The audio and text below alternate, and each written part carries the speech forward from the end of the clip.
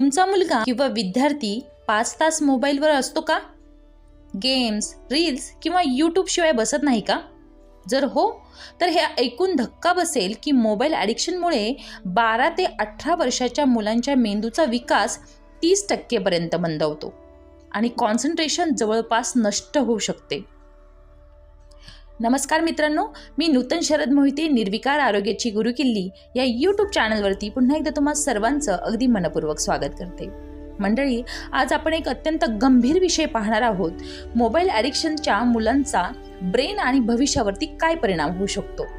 हा व्हिडिओ अगदी महत्त्वपूर्ण आहे, त्यामुळे हा व्हिडिओ कुठेही पॉज न करता अगदी शेवटपर्यंत पहा आणि ही माहिती, ही इन्फॉर्मेशन जर आवडली असेल तर लाईक करा, शेअर करा, सबस्क्राईब करा. चला तर मग जाणून घेऊया. मंडळी, मेंदूचा डेव्हलपमेंट या वयात वेगाने होते. कोणत्या? तर 12 ते 18 वर्ष हा ब्रेन डेव्हलपमेंटचा गोल्डन पिरियड आहे असं मानलं जातं. या काळात decision making, memory, concentration, emotional control, creativity हे सगळे ब्रेन फंक्शन तयार होत असतात. पण मुलं दररोज 3-4 तास मोबाईल वापरतात तेव्हा ब्रेनमधील प्रीफ्रॉन्टल कॉर्टेक्स नावाचा भाग कमजोर होऊ लागतो, जो कॉन्सन्ट्रेशन आणि बुद्धिमत्ता नियंत्रित करतो. मग मोबाईल ॲडिक्शनचे दुष्परिणाम काय आहेत? तर पहिलं सांगता येईल, अटेन्शन कमी होतं. म्हणजे काय? तर गेम्स आणि रील्सचा फास्ट डोपामाइन ब्रेनला स्लो लर्निंगसाठी अयोग्य बनवतो. यामुळे अभ्यास करताना 5 मिनिटात लक्ष विचलित होतं. दुसरा दुष्परिणाम, मेमरी वीक होते. म्हणजेच काय? तर मुलं स्वतः काहीच लक्षात ठेवत नाही, गुगल किंवा यूट्यूबवरती डिपेंड होतात. तिसरा दुष्परिणाम सांगता येईल, भावनिक असंतुलन. म्हणजे काय होतं? तर राग, चिडचिड, इम्पेशन्स वाढतो, कारण ब्रेनला सतत डोपामाइनचा जलद डोस हवा असतो. चौथा जो दुष्परिणाम आहे तो सांगता येईल की झोपेचा नाश होतो.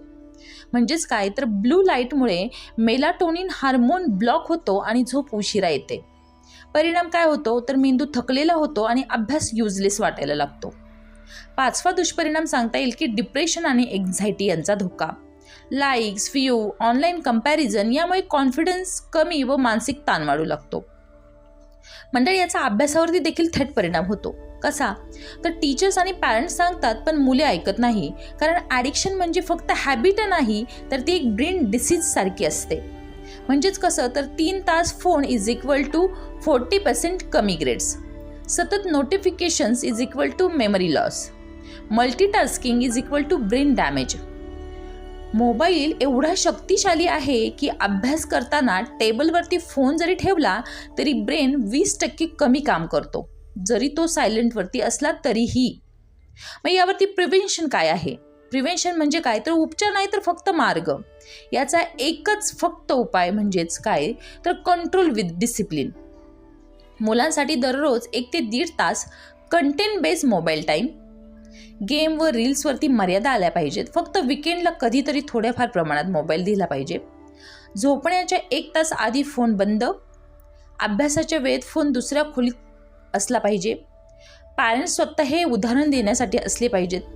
ऑफलाईन हॉबी म्हणजेच कसं? स्पोर्ट्स, म्युझिक, रीडिंग सर्वात मोठं आहे. आणि सर्वात मोठा उपाय काय आहे? तर मोबाईल रिप्लेस करू नका, तर त्यांना बॅलन्स शिकवा. मित्रांनो, हा प्रश्न खूप गंभीर आहे. आजपासून आपण आपल्या मुलांच्या भविष्यासाठी मोबाईलवरती आणि मोबाईलच्या वापरावरती नियंत्रण ठेवूया. अशीच महत्त्वपूर्ण व्हिडिओ आपण तुमच्यासाठी घेऊन येणार आहोत. पुढच्या व्हिडिओमध्ये आपण पाहणार आहोत की रील्स आणि सोशल मीडिया डोपामाइन मेंदू कसा बिघडवतं. कशी वाटली माहिती नक्की कळवा. शुद्ध खा, स्वस्त रहा, मस्त रहा, निर्विकार जगा. धन्यवाद.